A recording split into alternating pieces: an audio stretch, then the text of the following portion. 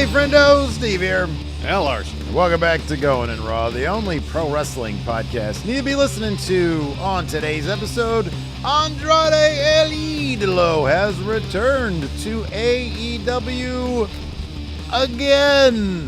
We're going to talk about that. We're going to power rank which AEW return/debut is the best one for Andrade, because we've got two now to choose from, Lars. Well, I can tell you this first one is not going to be ranked terribly high. No.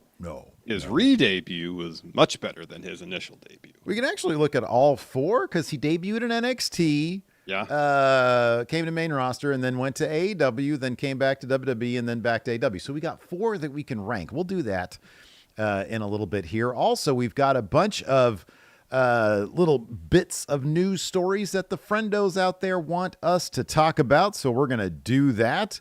And of course, as I mentioned, Dynamite's 6th anniversary. We're going to recap and review that. Thought it was a pretty fun episode. Yeah, it was. But first, let's go ahead and talk about El Idolo, Andrade's return to AEW. Larson, what's the deal with this? So, as mentioned, Andrade made his return to AEW in last night's Dynamite, attacking Kenny Omega following the opening tag match of Dynamite. Andrade seemingly aligning with the Don Callis family. So PW Insider reports that since there wasn't a 90-day no-compete clause included in Andrade's release from WWE, he was free to sign elsewhere immediately. And PW Insider added, quote, multiple WWE sources confirmed to PW Insider that Andrade was cut due to numerous WWE wellness violations over the last year. We are told that the decision was made to cut Andrade outright, making him free and clear to perform elsewhere. That's fascinating. And honestly, the guy seems to have perfected the craft of kind of like being able to Sid his way anywhere he wants to go. He's kind of the modern day Sid, isn't he? He is. You know, and it's been a long time since we've seen an era of wrestling where somebody could jump back and forth between companies so often and in relatively short periods of time. Yeah. And I kind of like it, honestly. Oh, dude, I love it. I'm tired of these no compete clauses. I want to see, listen. Compete. Steve wants yes compete clauses. I want yes compete clauses, so people can go and compete against these organizations that they're originally signing up with. I love it. I want to get back to the day. A lot of people are like, oh, I missed the Attitude Era, Monday Night Wars. Yeah, so do I, of course. It was awesome. Don't get me wrong. It was great, You watch WCW, it was awesome, and then you turn it over to Raw, and he's got people with like guns and shit. It's great. You get a little bit of both. One of the great things about back then, though, of course, who can forget when Rick Rude somehow Raw-gated his way from WWF to Nitro on the same damn night with different facial hair. It was crazy. That's what I want to see more of. Yeah. I want to see direct competition using superstars on the same show on the same night. 1,000%. That's peak wrestling in my mind. It is.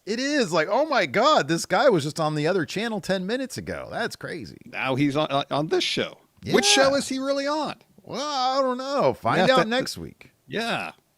I guess at the time when Andrade was released from WWE, there was, I think it was Fightful, said that he didn't necessarily leave AEW on bad terms. In fact, Tony Khan was trying to re-sign him. Yeah. So I guess I didn't find it terribly surprising that he showed up on Dynamite last night. I'm happy they re-debuted him in a situation where he's instantly going to be in a high-profile match on pay-per-view. Because it's going to be him versus Kenny at Wrestle Dream, and it's going to be awesome. It's going to be great, and there has been, ever since he left, I do feel like AEW, given that there was a period of time, and I think when he was there, they were kind of going through this where they were kind of figuring out like what they really wanted to be as a product, as a presentation, as a wrestling company. And they just sort of landed on, it's where the best wrestle. We're going to, as you like to say, focus on the performance of professional wrestling. We're going to put on these great, if they can say nothing else about us, just know that when you put in your $50 for the pay-per-view, or when you tune into Dynamite or Collision, you're going to get the best week to week professional wrestling matches that we can possibly offer. Andrade suits that perfectly. If you can say anything else about the guy, the one thing you can say is that he is a top tier professional wrestler when it comes to the in-ring action. This guy brings it like a lot of people can't. Yeah. So yeah, it's great to have him in his spot. And then of course they've got a relationship with CMLL, a place that he's very comfortable with and familiar with as well. And so, you know, I know he's full time with AEW, but you know, whenever they do the Forbidden Door stuff, or you know, it seems like the door might be open for him to do some of that as well, given the partnership there. Yeah, totally. Of course, you know, they used to do Forbidden Door back when AEW had the partnership with AAA. Reportedly, Andrade's history with CMLL precluded him from being involved in those shows. Yeah. Now that's not the case. So, yeah, you'd think now that he's full-time with AEW that he would be able to wrestle on all their programming at this point. Pretty wild that he was able to, because he tried, it seemed like when he originally left AEW, it seemed like he was trying to figure out a way to get out of AEW, and he found it. And in this case with WWE, I mean, this is kind of nuts. He found a way out. Now, I wonder if they felt that he was a bigger marquee name, if maybe there would have been a bit more of a, like, no, we're going to hold you to a 90-day compete or something. I don't know. But, you know, I don't know what the nature of the wellness violations were. You know, if he was, you know, showed up at Raw, was like, uno momento. Can I do a drug test now, por favor? Get me out of here. I don't know what the nature of it was. But if there were multiples, this guy was just trying to get out the door, and seemingly he was able to do it without the no compete, which is crazy. Yeah, it is pretty crazy. Yeah. No, I'm excited to see what he'll do this time around in AEW. And as you mentioned, it seems like AEW, from the creative standpoint, has kind of found focus in terms of what they want to be on a week-to-week basis. I know Tony Khan just said that he thought 2025 was their most consistent year. And I don't necessarily disagree with that. I don't know if I mean, Hangman win the title, obviously, was a huge high for the company. But, you know, in terms of consistency of pay-per-views, consistency of weekly television, yeah. At least since 2021, it's been their most consistent year.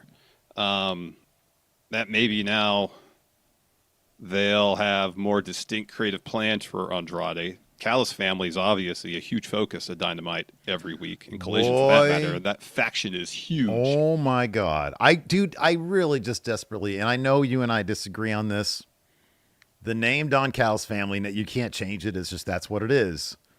Let's get some shirts. Let's get some, you know, a giant faction like that wearing cool shirt, like, you know, the t-shirts with the logo. I don't even know what the logo can be, but get somebody cool to design it.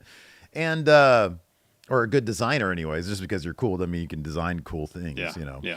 But get a good designer to design something that's like trying to be as iconic as possible. Let's get something cool going with these t-shirts, sell a bunch of merch, because this is a loaded faction. Not only did we get Andrade, yeah, that's kind of like, honestly, that's kind of burying the lead here, because that's the B story for you. The A story is what, Steve? Clone. We got Clone in the Don Callis family. Are you fucking kidding me? That's huge. That's bigger than huge. Story of the year 2025. Why is it on the thumbnail then? You know, I'm spoiler alerts. It's such a huge story. I wanted to make sure that everybody didn't get spoiled by, look at me coming up with that shit on the spot. No, this seems like just the perfect time to have Clone up on the ramp with the Callis family with thumbnails saying debut of the year, best debut ever, something like that. All right, I'm going to change it. I should have A/B tested that shit. Yeah. It's like, most of the time it's like, you know, 48, 52 or whatever. It'd be like 16 and 84 or whatever for Andrade. Yeah. But, oh man, we're going to talk a lot about Clone during our AEW recap. Yeah. Before we do that really quick, I want to point this out. It's October. We got a new month, a new predictions challenge. Larson, I have an idea that I have not run by you yet. You want to do it now then in front of the live crowd here? Yeah, I can definitely do that. Tournament of Champions. You know, I thought about something like that. Yeah. Thank you for trying to steal my idea. No, I had thought about it, but I just didn't know how to construct it, so I didn't bring it up. We're going to talk about that off camera then on how to construct that. But here's the thing. Like, you see my background here. I got the amazing Going In Raw title that penultimate Tommy Wiseau gave us ages ago. Looks beautiful. Got my awesome CM Punk title. Over here, you guys can't see it, but I've got the Real World Championship AEW. Back there, I got Planet's Champion Daniel Bryan. I don't have room anymore for my bootleg Tribal Chief title. That's what I'm thinking. Tournament of Champions. But if you want to join in the Tournament of Champions, first, like Larson 2 times and like me 1 time, you got to be a champion first. Yeah. So, to do that, in October, you got the opportunity because we've got Crown Jewel, Perth, and Wrestle Dream on the agenda for our Predictions Challenge this month. You could become the champion. You could join the Tournament of Champions, however it's going to go down, and you could win the Tribal Chief Championship. You could be the Tribal Chief of Going In Raw Predictions Challenges. The way you do it is go to patreon.com/Steve and Larson. Click on the Tribal Chief setup. It's the Friendo Club setup. Or you can click join right here at youtube.com/Steve and Larson. Either way you do it, it's $5 a month. Get access to the Predictions Challenge, question threads, and of course, the bonus episodes. We're going to do a new one of those very shortly. So yeah, be sure to do that. Let's go ahead and dive into what do you want us to talk about? What do you want to talk about? This is where we open up a thread for the friendos to let us know what pro wrestling news stories. And I'm so glad that many of you are adhering to the news story. Some of you are still trying to figure this out because some people are still like asking us our opinions on things that aren't news that's stories. for the question threads. That's for the question threads. You want to get a question in? You gotta plunk down for it, like all the other friendos out there. Yeah. Let's start with this one. The Farting Monkeys here says WWE reportedly switching Invasion to Showdown. Oh boy. Oh, dicey territory here, Larson. This isn't the first time that WWE has used a name for something or someone without doing any sort of research, seemingly, about, and then having to change it. I like what's funny is that you don't really need research on this one. It is funny that nobody in the room, because honestly, when I heard about this, I was like, oh yeah, that thing. And so it's kind of like, if you're not thinking about it, why would you even, it's Invasion. It's like the iconic name for a pay-per-view regarding WWE's cross-promotional efforts. Obviously, it wasn't cross-promotion when it first happened because they had bought them. But, but yeah, I get it. That's a sensitive topic. Oh, yeah. So that was probably a smart move on their part. And they can honestly kick the can down the road. I don't think that means the Invasion name. It's just the date is significant for obvious reasons. Yeah. So, I feel like they can still use that iconic name maybe on an event down the line for NXT and TNA. Mm-hmm. But I get it. I get it. I get it. Yeah. Next up here, Dangerous Flower says the amount of ice ad breaks that played throughout Dynamite and how much of a downer and mood killer they made the show. Also, Hangman's response to the many ads. Gosh darn it, Hangman Page is the absolute fucking best. Absolute fucking best. He put up a blue sky and said, fuck ice. Right, Warner Brothers. Right, TBS. Tell them you don't want that bullshit on the broadcast anymore. Hangman Page will forever be my fucking champion. There's a link so you can write HBO Max directly. It's like a feedback thing. And one of them is like ads, and it's like offensive ads. Oh man, you're about to get my blood pressure up here, man. I know it. Like I walked away from the show during a commercial break, and I'm like, I had the audio on because I sit everything. I watch here at the desk. I'm always sitting here, so I hear audio. I'm like, what the fuck is this playing? Yeah. And I come back in, and right at the end of it, I'm like, oh goddamn, why are they running this bullshit? They do the same thing on the WWE as well, which you kind of expect a little bit more. But I mean, it's sort of out of, I'm not going to say it's out of their hands. I would imagine that AEW is just like, run whatever ads. Cool. Right on. Well, it's TBS and right. Warner Brothers are doing the ad buys. Yeah, right. Exactly. What a colossal fucking waste of taxpayer money. Colossal.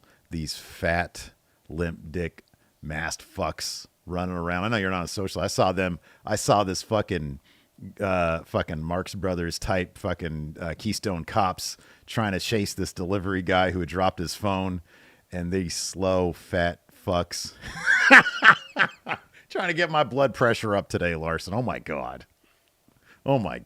Good on Yeah, Hangman, man. though. Good on man. Hangman. Good on Hangman. And find that link to the HBO Max thing or to whatever it is. Yeah. And then tell them that I don't want to see this shit. We're going to get tracked down the worst of the worst. Over 60, more than half of the people in ICE detention, no criminal record. Yep. How is that the worst of the worst? Explain that shit to me. These fuckers. Sorry. Yeah. Anyways, I think it's on Hangman's Blue Sky, so he's got the link. So, fuck, I'll put it in the description of this episode. there you go. I'll put it in the description. I'll write it on there, Larson. I'll do the same in the audio realm. So, yep. So let Warner Brothers Discovery know you don't want that bullshit on the telecast. I mean, you could try to tell the same thing to I guess was it on Netflix? USA, I guess, huh? Probably Do the same to USA. Do the same USA, you know. Yeah. Chow Weezy here says WWE superstar Bad Bunny performing at the Super Bowl. Love it. Oh, that's great. That's awesome. Absolutely love it. Yeah, and I love that it triggers so many dorks and idiots. You know, that's great. That's awesome. Hopefully he'll do something cool, like a Canadian destroyer. Bust out some fucking wrestling moves up there, man. Sure. Yeah. Yeah, dude, bust out some fucking tornado DDT, please. That'd be Can great. I see that on the stage? That'd be sick. Hell yeah. Have him do that to one of those fat, limp-dicked ice motherfuckers. There do you that. go. Now that's a great idea. The Mooches here says front row tickets to Cena's last match are $11,000. Hell yeah, man. That's capitalism at play. That's Cena's last match is a big deal. It's going to be a limp dick match, but $11,000 is outrageous. Oh, yeah, it is huge. It's for the 1%. You know, this is going to be a big deal.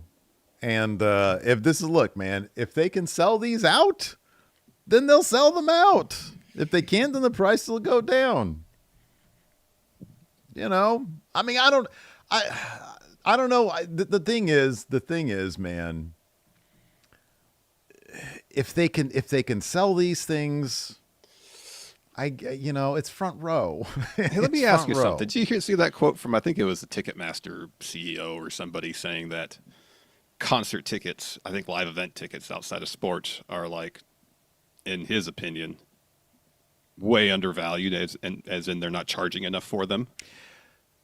Yeah, no, I was watching this video yesterday just about, I don't know, just now in general and that kind of topic, you know. And there was a report that over half of the tickets sold at Coachella, I think, last year, this year, whenever. Oh, yeah. People had to do the Klarna stuff, right? Yeah. Yeah. Yeah, you know, dude, I don't know. It's people are going to make the decisions to pay for this shit. And hopefully that they, you know, if it's worth that much to them, then go ahead and do it. You know, I don't know. I when they say things like, or we got to price these for, you know, price the families out. You know, Vince McMahon was too intent on letting families be there. I think it's bad, probably strategy. I mean, I feel like it's probably bad for their business, but hey, they'll either learn that or they won't. Yeah, that seems like in WWE's case, they're taking, at the very least, the short-term benefit of that pricing strategy rather than the risk of the long-term after effects of, you know, pricing families out of decent seats at their shows. Yeah, I mean, I don't know, man. I mean, I guess, I don't know. I get it. If they can charge it, they're going to charge it. And that's just how I understand it from that. I mean, I get it from that perspective. And looking back, I think you and I were pretty spoiled being able to go to concerts for $40. Oh, the 1 year I went to Coachella for one day, it might have been $100 for the ticket, maybe. Well, dude, even like, you know, as you and I, as you know, grown ass, you know, older men, were able to get into WrestleMania 33 on the floor for a decent amount. It was not. You didn't tell me the price, and I was like, "The fuck are you talking about?" No, I got a mortgage. No, it's like, yeah, it was a normal amount. But I don't know, man. That's just how it is these days. I mean, if they drastically lowered the prices, then a lot of people will just be asked out on the tickets because they'll just go quicker. You know, I don't. It's just that's how much the value is in those tickets. So that's how much people are going to pay if it's that important. I guess it's just testing a lot of people how important it is to them. You know, either they'll get priced out of the tickets or they won't be able to get them at all because they'll be so expensive because the demand is there. Yeah. If the demand is there, then they're going to charge. It's ridiculous, though. David man. Matuszek here says AEW and DC Comics are doing a crossover comic book involving AEW wrestlers and the Justice League. Not the Justice Gang, the Justice League. You know, I really fucking desperately want Peacemaker to be a part of this. Oh, that'd be pretty great. Wouldn't that be clever as fuck? It'd be pretty Wouldn't good. that be so clever? I would love a scene though in the Hall of Justice. I would love a scene. I think these days it's like a satellite headquarters, or at least last time I was reading Justice League. Oh, they don't actually have the Hall of Justice. Nah, I've seen it in the Superman movie. Yeah, I don't. They did. I don't know what that building is, but when I saw the front of the building, I was like, "Oh, that's from what, Super Friends?" Super Friends. No, they did a killer job with that. Yeah. And I honestly don't know. Sometimes when they have the movie stuff, they will adapt the comics to be more like the movie stuff. So it wouldn't shock me if the Hall of Justice was a real thing. I don't know. Talking about being priced out and seeing how it affects the business. That's why nobody's buying superhero comics, because they're $4 a pop for crazy. like a 10-minute entertainment read. Yeah, And they're not even very good. Anyway, I mean, those pages are ads too. Oh yeah. Oh, I think it's sort of the standard, like it's 32 pages in the book, but 22 are still story. I think that's standard still. That's how it's always been though. But no, I want a scene where, you know, Batman and Superman are talking up in the Justice League and they're like, "Hey, there's been a dimensional rift. So we got a bunch of pro wrestlers," and Batman's like, "Holy shit, Roman Reigns is here?" No. Oh, Brock Lesnar. We're heading into this fight against aliens. We got these pro wrestlers with us. You get John Silver. Yeah, right. It's like, no, listen, their best is this dude named Hangman Adam Page. Clark, who the fuck is that? Oh man, don't throw shade at Hangman like that. I love Hangman. I love him. Hey, one look at Brody King and Batman's going to get a fucking hard on. He's going to be like, "Yeah, I'm bringing this guy with me into battle." You know, Swerve Strickland, hell yeah. But, you know, it's kind of like, is this a Justice League thing or is this a Justice Gang thing? You know, it's like the A tier and then you're bringing along those other guys. I'm sorry. I love it. When's the last time WWE had a comic book crossover event? Answer me that, Steve. Who are they? They're on Netflix. They're Disney. Oh, they're on ESPN. Disney owns Marvel, so you can get the, you know. Well, if and when that happens, then we could consider, at least in the realm of comic books, WWE the A tier. Right now, it's AEW because they got this DC crossover. I think that's great. Listen, I think that's great. I love AEW. I love Hangman Adam Page. You know, Batman's like, "Oh, Andrade, I know him. He was at the Rumble a couple of years ago." Oh my gosh. Batman's like, Bruce Wayne's like, "I'm not a wrestling fan. I'm a WWE fan." Yeah, exactly. Nah, man, I think it's great. I think it's terrific. I'm a DC guy. You know, so I think it's terrific. I want to see Guy Gardner mix it up. I saw Guy Gardner on the like promo poster for it, so I know he's going to be. And I'm glad to see Guy Gardner's getting elevated thanks to the movie. I think that's great. Nathan Fillion did a great job with him. Mm-hmm. That was Bama's favorite part of the movie, is when he started doing all the middle fingers and the doing the thing. That was great. Yeah, that was fun. Oh man. All right, you want to talk about Dynamite? The 2.5 hours of Dynamite. Yeah. Hey, you know what? It was 2.5 hours. I didn't even like bat an eye at that. I was like, damn, they're doing an over. What kind of overrun they're doing? Oh, this is a long ass episode. That's cool. Yeah. You know, man, for the last couple of weeks since All Out, we've been saying, or it's been since All In, generally we show up, AEW Dynamite, and you're usually like, man, I really like Dynamite this week. And I'm usually like, they didn't really do much on it. I'm on board this week, man. I thought Dynamite was a killer fucking episode. I thought they set up some of those goofy soap opera angles that I love so much, like Hangman and Samoa Joe. They get done winning this match, and then, they got beef now. Samoa Joe just out of pocket. I love it. I love it all. And I like that it's not simply a situation where, we don't like each other, so we're going to fight. Mm-hmm. These dudes have had each other's back for months. Mm-hmm, yeah. But it's a situation where they both dislike the Death Riders so much and want to get a piece of the Death Riders so much that when Hangman intercepts the tag or that Joe thought was for him, Joe takes offense because he wants to go in there and get himself pound to flesh the Death Riders. Yeah. But Hangman, after getting knocked off the apron by Claudio, is just so enraged. It's like, I need to get in there now. Yeah. And then, the thing with the title is a simple, just kind of like a miscommunication. It's just a little thing that happens. Hangman was so excited about the win. He handed the title to Joe, but didn't really hand it over to him, so it fell. Mm-hmm. But Joe saw that, much like the tag, as a sign of disrespect, especially after all that Joe had done to help Hangman. Yeah, but you got to wonder deep down, Samoa Joe might just be a little bit resentful because he's not the world champion and he used to be. No, I like that all. I thought it was really, really good. My only critique would be, and I know it's not necessarily his character now, but I wouldn't mind if a little bit of the petty asshole Hangman would just creep up a little bit. Let that he did slip say a little at the bit. end of his promo, he said, "You throw another fit my way, I'm going to ruin your life." Yeah, okay, that's a good point. He did say that. I just wish he wouldn't, gloss up Samoa Joe as much as he did. When the baby face is like, "Oh, this guy is great," Hangman be like, "You know what? Never been a fan. Yeah. Never been a fan of this Overrated. guy." Yeah, exactly. Yeah. No, I mean, like when he had the interview after the match and after the argument, he's like, "I don't even know what's going on. I'm confused." I did like that. Yeah. It's like he didn't see that he did anything wrong, which I liked. Yeah. Because for him, he didn't. For him, he got pissed. He wanted to beat up on Claudio. He made it happen. They won the match. He handed Hobbs his trios title, tried to do the same to Joe, but he was just so worked up and so excited about getting the win that he didn't make sure the handoff was clean. And Hobbs is sitting there like, come on. What is this? Is over nothing. What are you guys doing here? Yep. Yeah. No, I really like that. And the match is going to be killer too. Oh, the match is going to be great. The match is going to be great. Yeah. Just press that sense of urgency. Just keep on pressing the sense of urgency.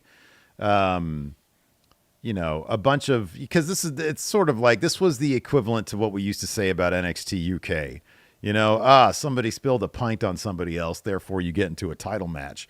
And this is sort of the equivalent to that. So keep on, you think that maybe, cooler heads will go into this match now that, you wait a week and things cool down a little bit. No. Something else petty happens. Something else small happens and it just blows it back up. Mm-hmm. So, but yeah, all over, I thought there were really cool angles, which leads us to the coolest angle of the night. It's not Andrade's return.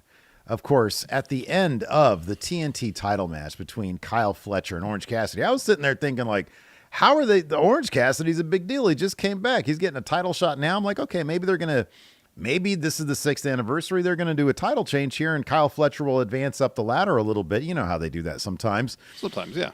But towards the finish of the match, hologram comes out. But eagle-eyed viewers who watch Collision like me will know that all these video packages for Clone, where he's wearing the black tights with the red trim, but this guy's got the hologram mask on with the bright green and a hologram jacket, but he looks a little bit off. So he comes down and he's like, he's going to be cheering on his guy in the conglomeration, Orange Cassidy. So he gets up on the apron, he shoves Orange Cassidy while the ref's not paying attention. That allows Kyle Fletcher to pick up the win. Hologram lays into Orange Cassidy. They're like, what is this guy doing? Why is hologram turned on him? Excalibur was going overboard on that because it was clear as day it was not hologram. So I will say this, and I texted you this last night. When wrestling enters territory where it's so over the top, hokey and corny and cheesy and kind of poorly done in terms of the production, I love it. I'm about it. This was so like, dude, the second he comes out, I'm like, oh, fuck, Clone's here. Yeah. And the fact that the guys that are getting paid to pay so close attention to this stuff are like, oh, what's Hologram doing out here? And then when finally the reveal happens, he goes up the top, rips off his shirt, and finally Excalibur in his worst, just over the top, is like, oh, it's Hologram Clone. It's Hologram Clone. And they start doing the cheesy light flicker thing to show that it's him, but it kind of doesn't fit because the rest of the Callis family are out there. Well, it was and with Fletcher's music is still playing. Yeah, Fletcher's theme. Because they put like the glitches in too when the lights would do the thing. It was a clusterfuck of production, but that's what made it so good for me because I'm like, this is the kind of bullshit. A clone storyline? I don't know that besides that one episode of Black Mirror where they made the bathtub clone. Yeah. Clone storylines usually, I'm trying to think of like a good one. Of course, there was the epic clone Spider-Man storyline, which is known as one of the worst. No, that's different. That's one of the worst storylines in comic book history when Ben Reilly shows up and they had to retcon the shit out of that by the time it was done because it was so bad. Thomas Riker, of course, transporter accident. Really, It's not actually a clone. It's a transporter accident, but there was a second William Riker from Next Generation. Epically bad. So bad. What good clone? What good clone stuff is really Can you think of any good clone stories? Oh, Blade Runner. Yeah. Yeah. They're oh wait, no, they weren't clones. They were replicants. They were robots. Replicants. They were robots. Yeah, they weren't clones. My bad. Yeah.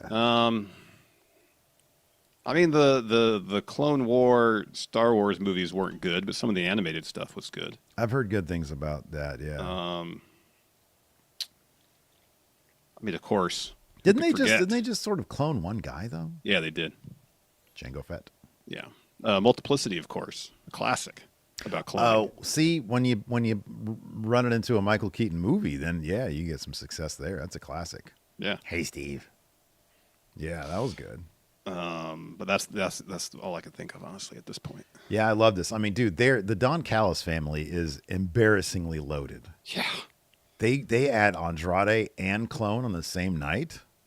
Nuts. Yeah. Unstoppable. You'd think so, but watch, they won't win any additional championships. Well, here's the thing, though. Now, the enemy is from within. Yeah, because Okada and Takeshita, by way of Don Callis, are competing for the tag championships against Prodito.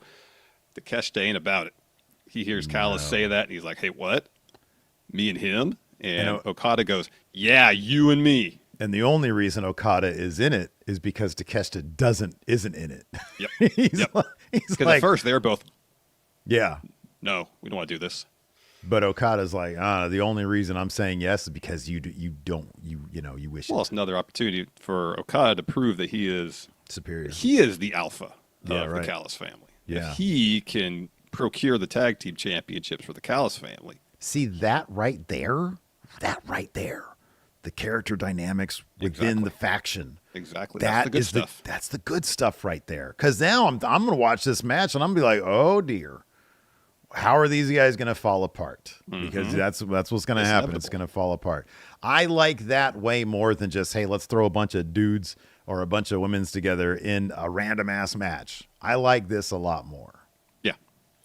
Yeah, there's a lot of good stuff. Like all the matches were really solid. Some of them were pretty darn good. Let's just jump into it, I guess. Here we could talk about the open of the show, which led to Andrade's return. So the Young Bucks opened the show with a promo kind of video package thing. And Cutler's back on camera. They paid him enough for him to start doing production for them again. Mm-hmm. And they're talking about the 6th anniversary of Dynamite. Matt's got this idea for an entrance. He says it's going to be really expensive. He says, but I got to go make some phone calls. I'll see both of you later. And so in the background is a casino. And Nick says, all right, let's go in. So he and Cutler go to the casino. Nick's playing some slots. He walks into the high-stakes slot room. And then we cut to Nick kneeling in an alleyway or a parking lot. And next to him is their bag of money. So Cutler just says to him, what are you going to tell Matt? Right then, Matt walks up. He starts describing what's going to happen at this entrance. Pyro, like there's animals in their entrance, all this stuff. And so he picks up the bag that's supposed to be full of money and it's completely empty. And he just yells at Nick, "You lost everything?" So you cut from that to the Young Bucks already in the ring, with their name now being the Broke Bucks. The Broke Bucks. So they're part of a trios match. They're teaming up with Josh Alexander against Brodito and Kenny Omega. This is one of those really fun tag matches that take up about 20 minutes of the show. Yeah. Josh Alexander eats the pin here, but it took like everybody's finisher. Well, at least a 21 plex from Bandito, and then Kenny hits him with the one-winged angel. So then as soon as the match is over, Brodito just leaves Kenny there against his 3 opponents. Yeah. Like the Josh and the Young Bucks are still in the ring. Yeah. Josh Alexander delivers the most limp beatdown of a Kenny Omega because he starts like beating him down, and he's like telling the Young Bucks to join in. They're like, we got a lot of history. We're good. We're not gonna deal with all that. And eventually, after Josh Alexander's beating this guy down, so then that's right. Then we get Jurassic Express. Yeah. They mosey on down. They're not there to help Kenny. They're just there to chase off the Young Bucks. Chase off the Young Bucks. So Kenny, they do that, kind of. Kenny gets in Jack's face because Jack was involved in the beatdown that led to Kenny to him throwing up blood, I think. Yeah. That's right. Yeah. There's a lot. Just sometimes things happen, and then it's like, wait, what happened again? I know, but that makes sense. Like, all right, you're back. You're seemingly a baby face now. It doesn't get rid of. It doesn't get rid of the history. No, it totally makes sense. It's just that's one of the times when Excalibur did have to remind me, okay, wait, why do they have beef again? Okay, That's why. So anyway, so Kenny gets in Jack's face. Maybe it's like the evidence that like, well, when somebody turns good, maybe you should just sort of let bygones be bygones. Because I sat there and it took me out for a second. I was like, why has he got problems with them again? Whatever. I'm sure they did something. He was a bad guy. Yeah. So that's why. So anyways, they argue before it really gets too hot. Jack pushes Kenny aside. Goes after the Young Bucks. Yeah, so they brawl up. But Kenny had gotten up pretty quickly from the Josh Alexander beatdown and gave him a kick first. Yeah, he hits him with a half-and-half suplex. That's right. That's what made me laugh, is that Josh Alexander's trying his damnedest to beat down Kenny. Yeah. Gets up for like 10 seconds, and Kenny springs right up and takes him out. Yeah, it's because Alexander gets up to confront Jack Perry. Right, yes. And so I think Jack Perry hits him with a knee, and then Kenny hits him with a half-and-half. There was a lot going on. There was a lot, and so Kenny and Jack Perry get in each other's face. Perry pushes him aside to go after the Young Bucks again, and then Kenny gets a mic. And let's talk about the 6th anniversary. You know, he says, he's seen the highest of the highs, lowest of lows, but sometimes what you can really take solace in is the journey. He says, I'm so happy that so many of the people in here have been here since day one. He says, each and every one of you, I appreciate you. We've made so many friends along the way. We've even lost a couple. What really matters is that we experienced together and that I'm a better person for it. So he starts to do his, goodbye, good night. Lights go down. They come up. Andrade's in the ring. He takes his mask off, drops Kenny with a clothesline, hits him with the message. I'm sure they'll have a different name in AEW. So then Callis gets in the ring because he was on commentary for the match. Offers his hand. Andrade shakes it. Callis raises Andrade's arm. They celebrate together. And then later on, we get the interview with Callis, Takeshita, and Okada. And Callis is talking about how, you think the Callis family is down and out, and they take it to the next level. Look at the talent we added tonight. The talent in this family is unmatched. He says, tonight we took out Kenny, but Brodito, you escaped unscathed, and I don't like that. So next week on Title Tuesday, you're going to face Okada and Takeshita in a tag match. And Takeshita's like, me and him? And Okada gets right in Takesha's face. Goes, yeah, you and me. You and me. No, I like that. The tension between these guys is so good. Is fantastic. They even looked uncomfortable standing next to each other there. Mm-hmm. Yeah. So last week, we had noted, of course, that Hangman Adam Page came out to make the assist against the Death Riders, and we had speculated, is he going to get back into a Death Riders? Well, this is kind of an interesting change. We obviously already talked about it, but I just sort of like that there was some misdirection here in terms of trying to figure out who Hangman's next feud is going to be with. So as a result of last week, we had Hangman teaming with Samoa Joe and Will Hobbs to take on Mox, Claudio, and Daniel Garcia. Another good match. Let's see here. Page ends up getting hitting Claudio with a dead eye.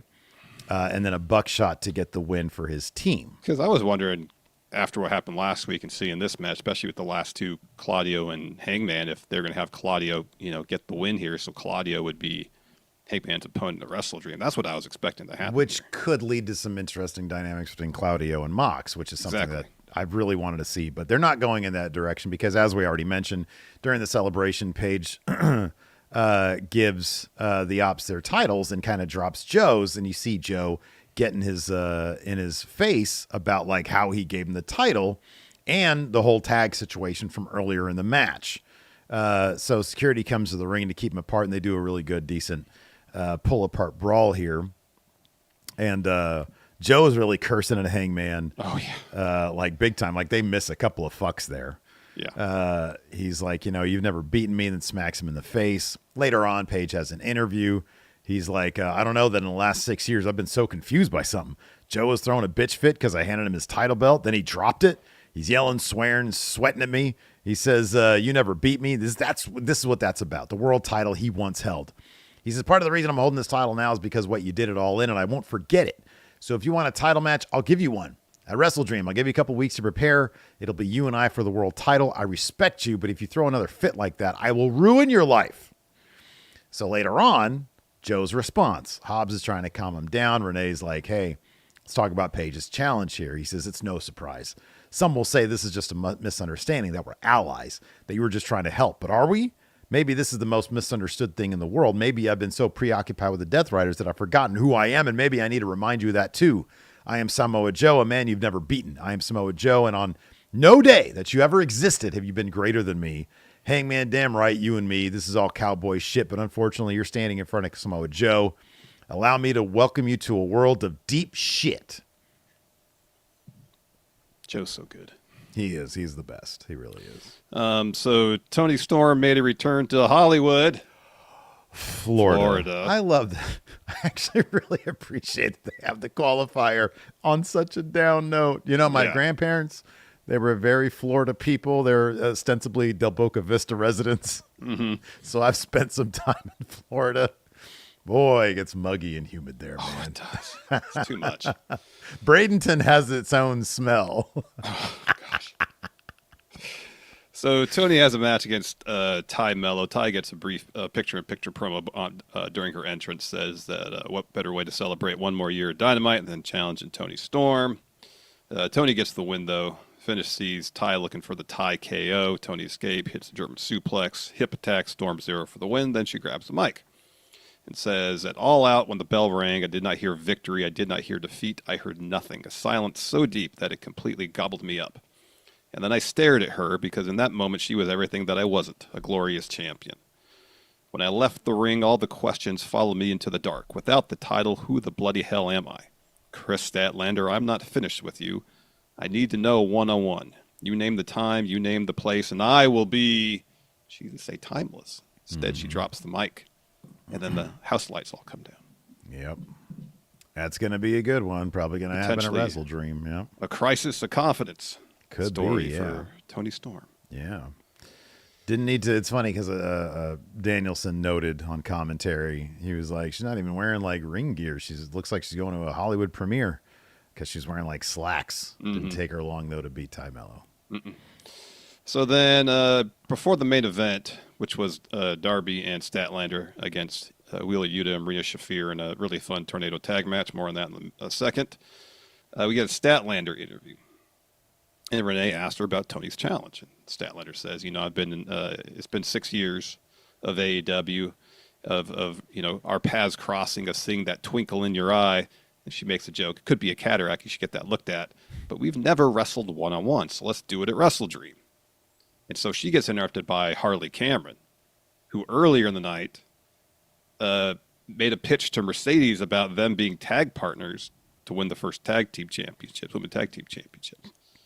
But she steps in, Harley does, and she had, the puppet with her, hides it, and then just sings Statlander's name. Yeah. So that'll be interesting. The crowd popped huge when Harley and the Mercedes Moné puppet showed up. Yeah.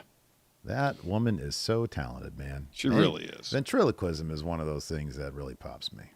It's kind of hard to do, isn't it? It's kind of hard to do, Larson. Yeah. Hey, Rendo's. Yeah, it's especially trying to be big about hey, No, Rendo. Larson. I could see my lips move. Yeah, Hey, no. Rendo. I don't know how they do it. I don't know how they do it Some either. are so good. Really good. So the main event was that tornado tag match, and it was a lot of fun. Yeah, it was. It was a ton People of fun. getting suplexed on piles of chairs. Oh my God, people like Darby Allin.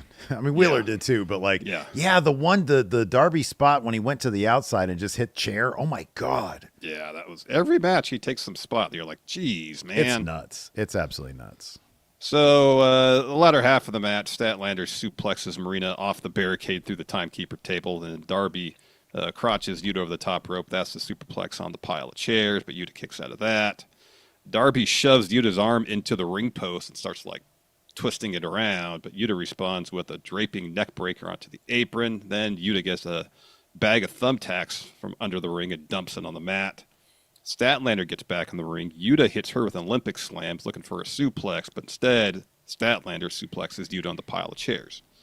So then Marina locks on a choke on Statlander, and then Statlander picks her up and dumps her feet first, because Marina had no shoes on, onto the pile of thumbtacks, right in the feet.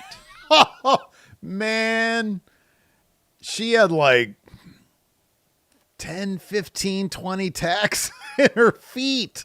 That sucks. Yeah, that really sucks. Like, it's one thing to take them on your back, man. Oh. Yeah, that was brutal. Yeah. So then Wheeler shoves Statlander out of the ring, and he has a handful of powder. And so he's looking to throw it in Darby's face, but Darby moves. Marina's behind him. She gets the powder in the eyes. And so she just reaches out because Darby pushes Yuta into her. She thinks it's Darby. She starts choking out Wheeler Yuta. And so she has him down in a choke. Statlander hits them both with a 450. Darby follows with the coffin drop on Yuta to get the win. It was a really fun main event. It was wildly fun, yeah. And so then Tony walks to the ramp after the match. Statlander leaves the ring, walks up to her. Tony gives a little smile, nods, and they start fighting. Security tries to break him up. They end up fighting to the back. But back in the ring, Darby's hammering away on Yuta with his belt. Pac comes to the ring to make the save. Mox and Claudio come to the ring as well, while Pac is choking Darby out with his belt. And then Mox gives like a terrible promo. This is how he closed the show. It was bad. He says at Wrestle Dream, "You're not going to be able to do what you need to do to get the win over me. It's never say die, relentless Darby Allin. I don't know how I'm going to do it, but at Wrestle Dream, for the first time in your life, you're going to say the words, I quit." Yeah. It wasn't good. So then standard Mox fare. It's like just the first sentence. You're not going to be able to do what you need to do to beat me and win. What'd you think of the venue? I mean, it was a cool place. Some character. I liked everything about it except for hard cam. There was an area where I think I don't know what it was. It looked like there was empty seats, even though I don't think there was. Okay, so like according to WrestleTix anyways, this place was like 3,000 people. It looked like 50 because of hard cam. You look at it, like you look at the long shots and it's like, oh man, there's a bunch of people there. But then you look at the hard cam and there's like 10 people. Yeah, the framing and the lighting of the venue itself wasn't great. And there was I don't know what it was exactly, but on the hard cam shot, like a little bit to the right, there was something there that I couldn't tell what it was, but it made it look like it was empty seats. Yeah. It did, yeah. And then there was there was like maybe 3 people on one side, like on one side of the hard cam, 3 people on the other. It was so sparse in that one section where you kind of need it to look like you have a bunch of people. Yeah. But they do what they can with the venue in terms of the cameras. They have to set them up a certain way, so I get it. But otherwise, tons of character. I liked the venue. Otherwise, it's probably a really nice place to attend a show, especially if you're one of the 3 people in the front row there. Yeah, exactly. Awesome seats if you're one of the 3 awesome in the front row. Seats. Yeah, exactly. And you don't have to pay $11,000 for them. Yeah, you got that right, buddy. So then Kyle Fletcher was originally supposed to defend the TNT title against Hologram. Hologram got injured. So instead, he's defending against Orange Cassidy. Before the match, Mark Briscoe has a promo, and he says, essentially, after All Out, I know that MJF is all talk. I told him not to mention my brother's name, and yet he brought it forth once more. And I showed MJF that his words have consequences. He says, I also showed MJF that I am capable of winning the big one by beating it all out and sending MJF on a sabbatical. He says, the only reason I'm not getting a TNT title match because MJF cost me that match. Then it was supposed to be his fellow conglomeration member, Hologram, but Fletcher took him out, and now Orange Cassidy is going to face Fletcher. Says, I'm not selfish like you are, MJF. I celebrate when my friends do well. So I'm going to congratulate Orange after he wins the title tonight while MJF is at home picking thumbtacks out of his ass. Mm-hmm. Yeah. And then we had Orange versus Kyle Fletcher, as you would expect, a really good match. Yeah, this was really, really good. The finish off. I mentioned the finish already with Clone coming out. Fletcher hit the top turnbuckle brainbuster for the win, which I know is a favorite of yours. Oh, it's a great move. I love This it. is a great move. So, yeah, afterwards, Kyle is celebrating. Fletcher's celebrating his win with Callis. Hologram gets back in the ring, and they start beating down. Commentary's completely clueless. Meanwhile, I'm at home marking out. Callis and Kyle go to the stage. Callis goes backstage because the wrestling conglomeration make the save. And then Hologram unmasks. After Callis comes back out with the entirety of the family. Yeah. It's everybody. Stacked. So, like, my question, I guess, is within the lore of AEW, this clone, but he's got different tattoos. Mm-hmm. What's up with that? Like, when did this clone happen? Like, when did they clone this? Well, I hologram? guess the question is this a literal clone? Well, clearly it's his name. He's a Figurative clone. Well, they had like a whole like his. I know you're not a Collision cowboy like me, because on the You've watched Collision once, like in the last month. I don't know why you're calling yourself a Collision cowboy. Collision cowboy right here, baby. My word. On the video packages, which they also air on Dynamite, one of them. There's like a bunch of code and stuff. So I think that they're like actually resequencing DNA. This is a real clone situation. All right, I guess you could think that. Like, when did this happen? Like, is this a recent or at birth? Well, this is the backstory that needs to be Explored on the show, and then maybe you get some of these answers. Maybe it's a situation where several years ago the cloning happened. Since then, Clone's gone on his own path, and now should do this. Been brought into AEW by Don Callis to take out Hologram. Hologram shows up at the Hall of Justice. Mr. Terrific, can you please explain to me when this clone was made and with what? Terrific says, clearly your seed was used here. Really? Not my hair or like skin? No, your seed. He's like, how'd they do that? And then that's a cliffhanger. Yeah. It's a one-page story. I guess so. Yeah. Yeah, That- Clown says a clone wouldn't have the same tattoos. You're not born with tattoos. Yeah. Which I'd got to find the science on that because I don't know that that's true. Well, that's what I was saying. Maybe this is something that was done a while ago. Maybe there's a situation where the cloning was done. Clone was not aware until recently that he was a clone of Hologram. And so Clone was just out living his own life. That's good. Yeah. They clone And him. then Don Callis says, hey, by the way, you're a clone Yeah. of Hologram. Look at all the success Hologram is having. You should be having that success. Maybe Callis went, to Mexico or something like that, found some Lucha Libre promotion, found a guy who resembled, has the same style, kind of body type as Hologram, and presented some fake science evidence to suggest that he's a clone of Hologram. And he's like, this guy's out living your life on cable television in Estados Unidos. Shouldn't you come and reclaim your life? It'd be wild if we found out during the story that Hologram is actually the clone. Oh, fuck! God damn! Oh, wow. That'd be sick. God damn it. Why doesn't Tony Khan have us writing for him? I don't know. That was the Spider-Man. That was the Spider. You just lifted the Spider-Man clone storyline.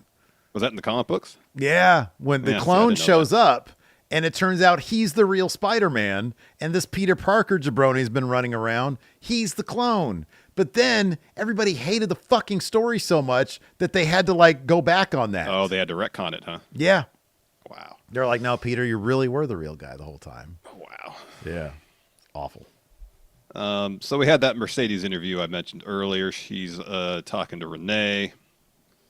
Mercedes says tonight, 6th anniversary Dynamite, but we're going to celebrate me.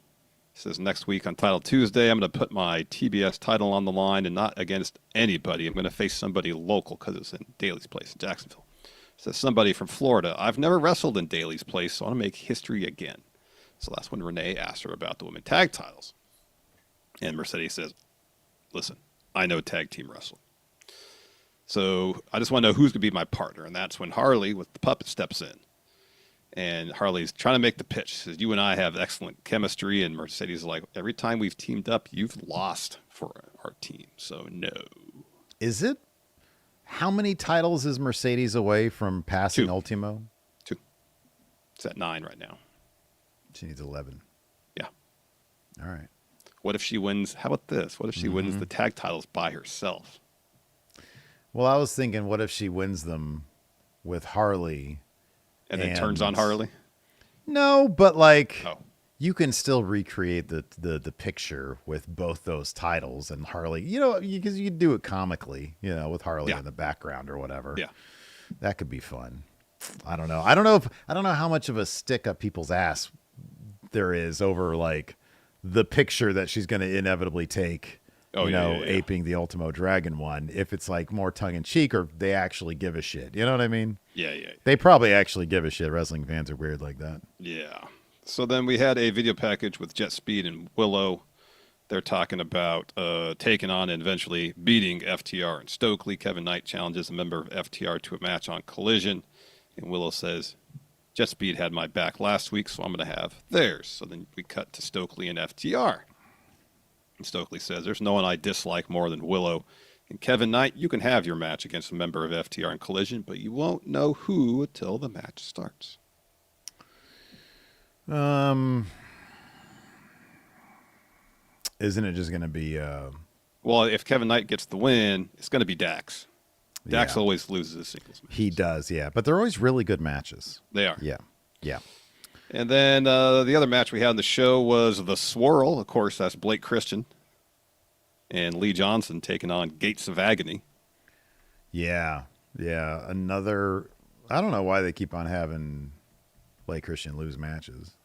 Apparently, he wins a lot on Ring of Honor. I know, but I don't have $10 to spend on that.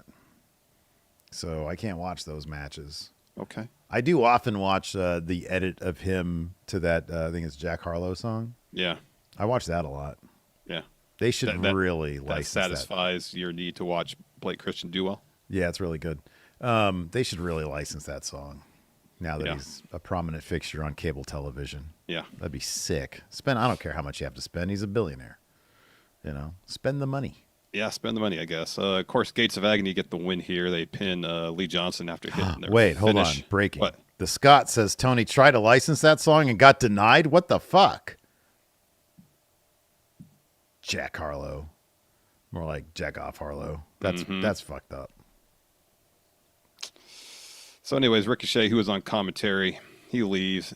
He puts Blake Christian back in the ring, hits him with a spirit gun, and then the Hurt Syndicate's music hits. Oh, this was great.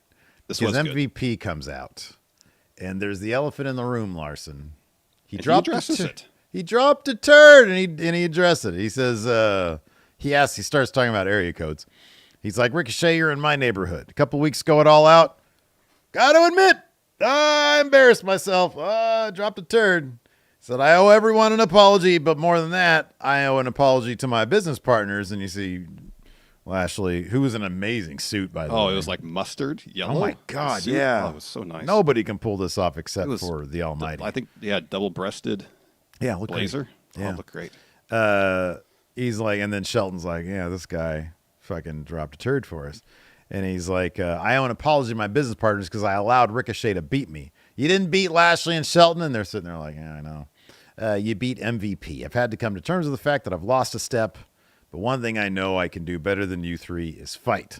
I don't want to wrestle. What I want is a no DQ street fight. So you got one answer.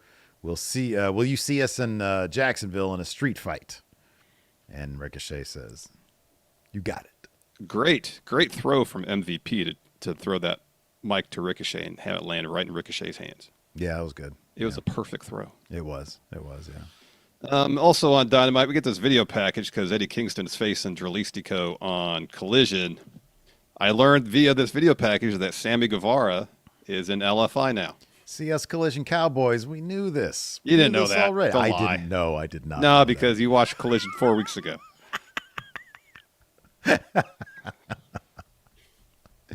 Well, I'm gonna watch it this weekend because I ain't doing shit. Last you ain't weekend, gonna watch it. last weekend I had the Palooza. Wait, was that last weekend? No, that was 2 weeks ago, brother. What was I doing last weekend? Oh, Not No watching Mercy. Collision. I watched No Mercy instead. What a waste of. Anyways, yeah, man. Don't get me started, Steve. Oh boy. Yeah, I like this. Yeah, Sammy was talking shit, and Sammy's like, now I'm in LFI. I had to join him because I found out Andrade was coming back.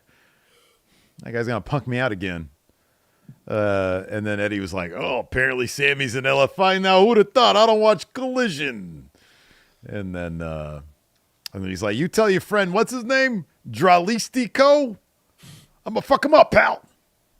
Yeah. So yeah. And they still got Eddie hanging around Hook, too. Yeah, I want some vignettes with those guys. I don't want to see either of them wrestle. I just want to see vignettes with them. Yeah. Some like really cool, gritty vignettes of, Eddie just smoking Newports or whatever. Yeah.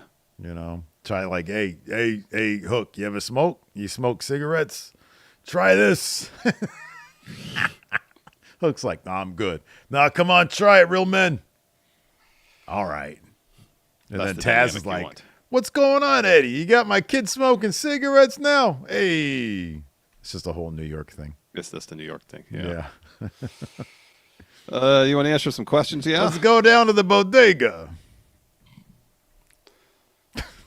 Yes, let's answer some Let's questions. answer some questions. Mr. Sinister here says, with Cena retiring later this year, do you guys think he will wrestle at WrestleMania 43 if the Saudi Arabian government wants him there? This is the biggest what if, because I feel like no. Yeah, I feel don't think like so. not a chance because it's Cena and he's so bizarrely like I would put him on the no list above everybody else. I would think it's more likely that somehow, some way, like Edge would be there more, even if he's still under contract with AEW than John's. I think John is a hard no on that. Yeah, I think so too. I think once December 13th rolls around, there's no chance of him wrestling any day after that day. I think Zero. he's going to be now. I guess maybe the question is, would he appear in because he's done that at WrestleManias before, like he's appeared in, or no, wait. Didn't he have like the one where he showed up as like Doctor of Thugonomics and he talked shit to Elias? Did that turn into an actual match? I think he just beat up Elias. Okay. I don't think that was an actual match. Okay. I could could be wrong, see him doing something like that. Maybe. I don't know. I'd be pretty surprised if he ever shows up and is involved in anything physical. Because I think that he would be there for WWE to like appear. Yeah, he'd do an appearance. But I don't know if he'd even hit somebody with an AA. I don't know. I think I wouldn't be surprised if he would, because you can't call that a match. But like an actual match that you can advertise, not a chance. Yeah, not no a chance. chance. No chance. Old Cheese here on the YouTube says, love the venue AEW was at last night, full of character. What's a smaller, full of life venue you'd love to see them at? Survey says, the Orangevale Community Center. That's probably too much on the smaller side of things. Well, also it's like it's just they got a basket. It's just a basketball court. Gym. Yeah. Gym. Yeah, it's a basketball gym. Yeah. Not exactly a ton of character there, huh? No. But it's near my house. Yeah, exactly. I don't. They were already at Memorial, so Yeah, that's the venue here with the character that would accommodate a wrestling show. Mm-hmm. Unless they would do the Colonial Theater.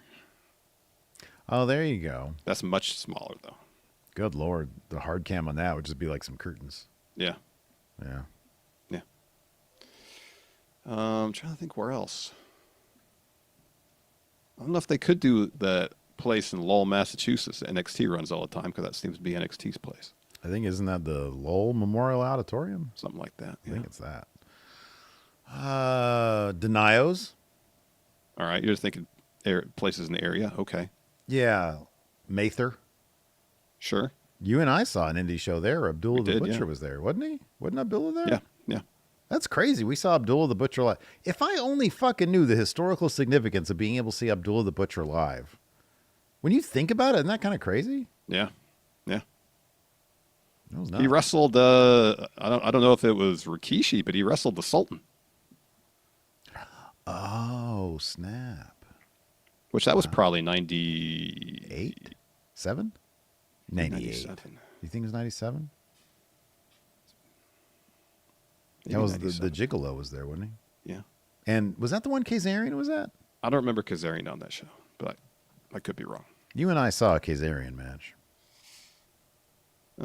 Sebastian Garcia asked, who is a wrestler from 2020 that you thought would have been at the top of the card by now, but has fallen short?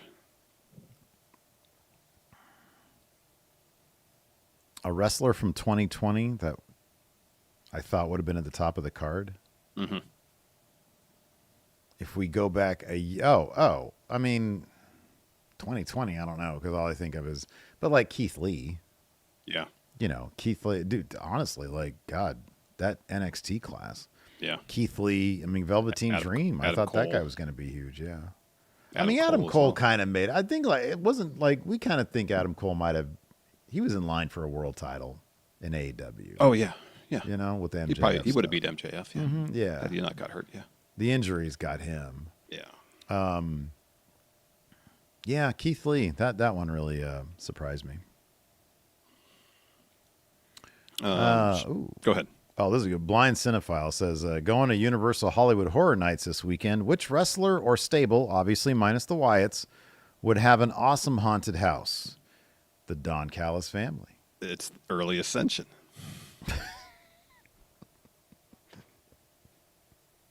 Yeah. Yeah. It was Connor. Who was the other guy? Bram? Bram. Yeah. Bram. Yeah. Chavon here says, you guys are tasked with creating your perfect wrestler. To do that, you must pick one name for each of these categories. Are you ready? Yeah. Moveset. Probably go Will Ospreay. I'll say Kota Ibushi. Ooh. Promo skills.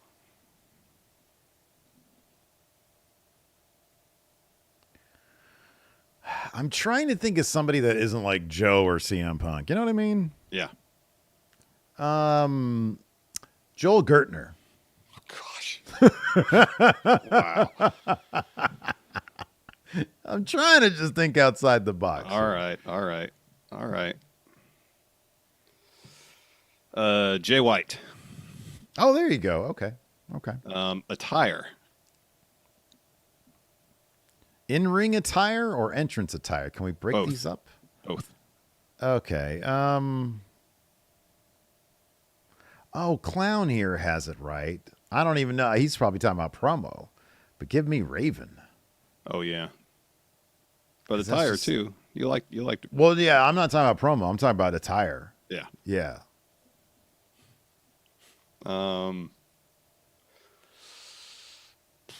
Let's go with RVD. Just a bunch of airbrushed singlets. That's good. I like that. Finisher. Oh, Baron Corbin. Okay. All right. It's the end of days. Yeah. Oh, give me a 1000%. package pile driver. Penta. Yeah, that's good. Or, yeah. Kevin Owens or Kevin Owens. Yeah. yeah.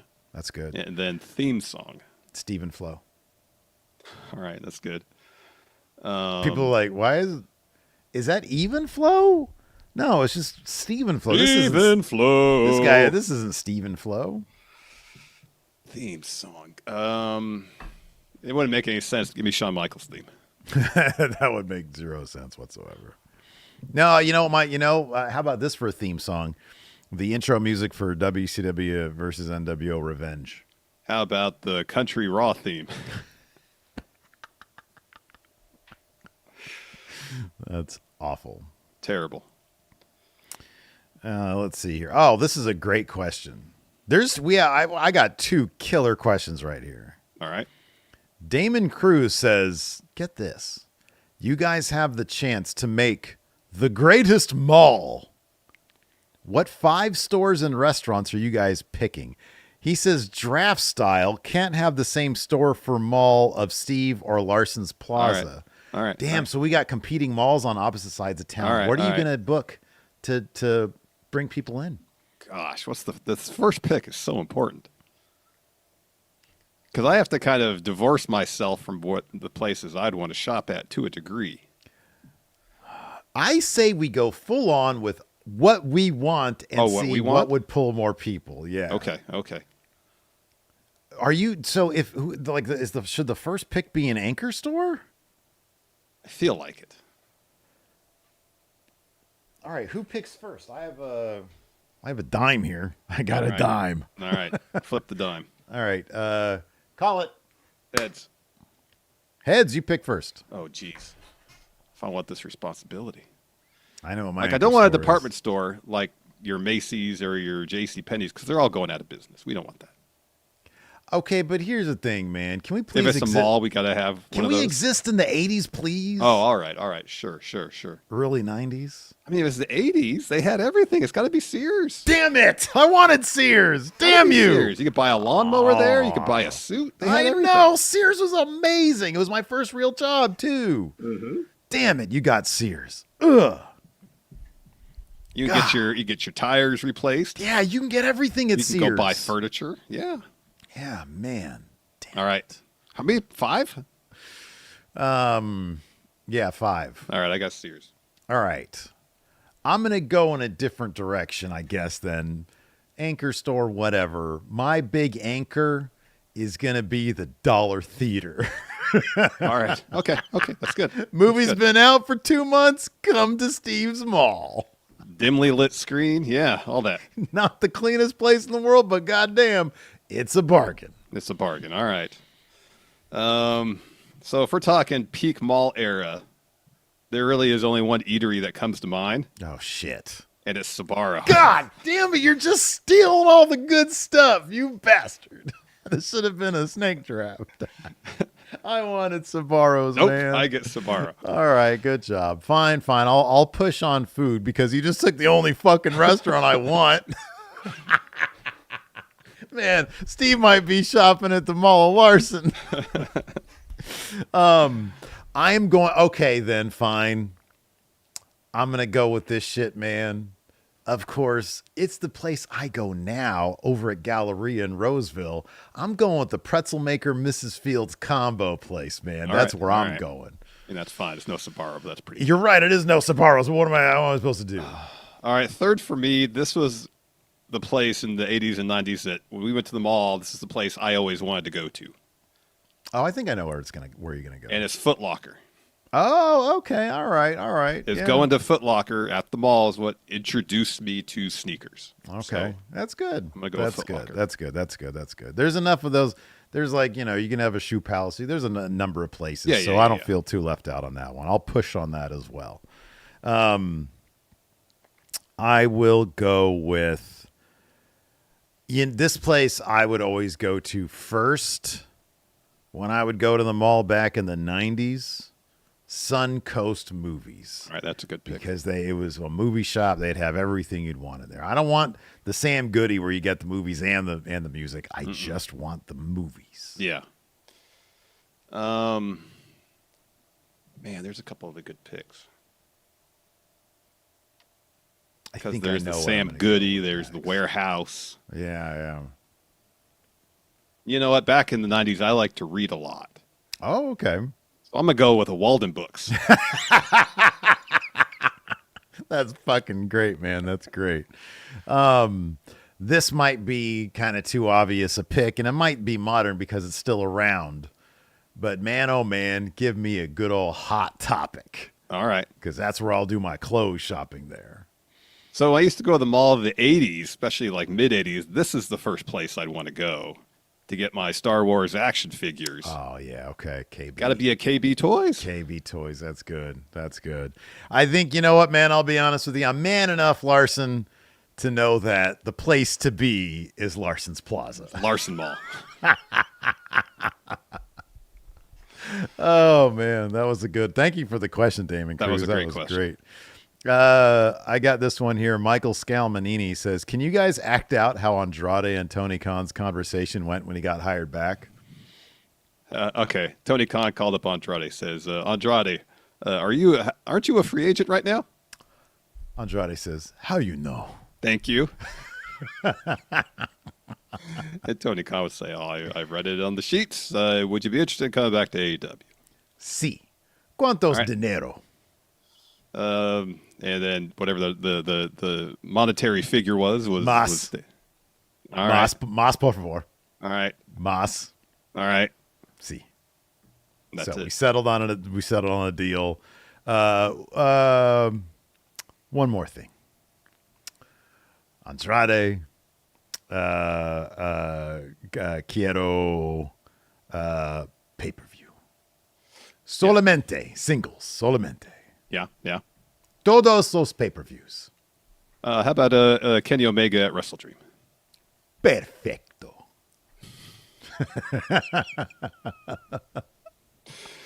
Oh, man. Andrade, como se dice, victorious. Yeah. Yeah. And he's say up in Spanish.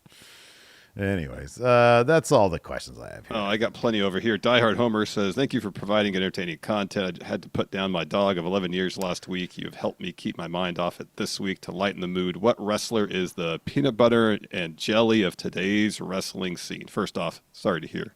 Condolences Diehard Homer. for sure. It's You know rough. what?